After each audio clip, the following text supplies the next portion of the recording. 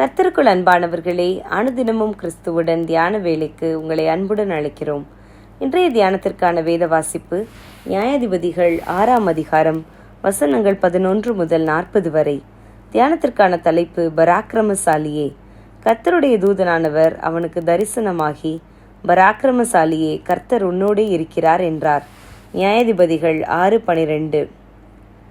மீதியானியரின் கையில் அகப்பட்டிருந்த இஸ்ரவேலர் மிகவும் பயந்ததினால் குகைகளில் ஒளித்து வாழ்ந்து வந்தனர். அவர்கள் வழக்கமாக கோதுமையை வெளியான இடத்தில்தான் போரடிப்பார்கள். ஆனால் இப்போது மீதியானியருக்கு பயந்ததினாலே கிதியோன் திராட்சரசம் பிழிகிற ஆலைக்குள்ளே இருந்து போரடித்து கொண்டிருக்கிறான்.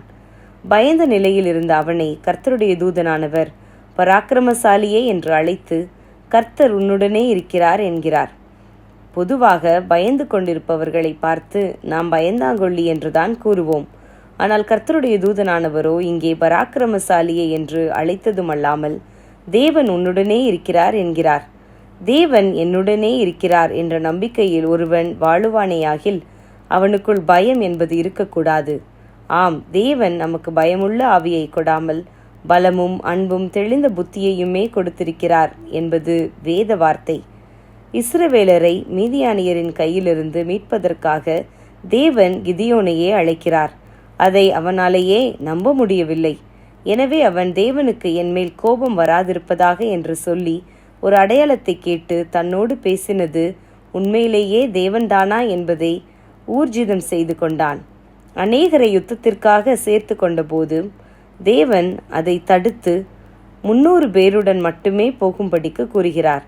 அவர்கள் போய் அநேகராய் இருந்த மீதியானியரை வெற்றி கொண்டு வெற்றியோடு திரும்பினார்கள். பானைகளை உடைத்து எக்காலத்தை ஊதிய போது கர்த்தர் மீதியானியரை ஒருவருக்கு எதிராக ஒருவரை எழுப்பிவிட்டார். அவர்களே ஒருவரையொருவர் தாக்கி இறந்து போனார்கள். கிதியோனும் அவன் சேனையும் வெற்றி கொண்டது. இஸ்ரவேலருக்கான வெற்றியை தேவனே அவர்களுக்கு பெற்றுக் கொடுத்தார். இன்று நாம் எதிர்நோக்கும் நெருக்கடியான சூழ்நிலைகளை கண்டு பயந்து ஒளித்து கொண்டு இருக்கிறோமா? நமக்குள் பலமாக இருக்கிற கர்த்தரை மறந்து விட்டோமோ என்று என்ன தோன்றுகிறது.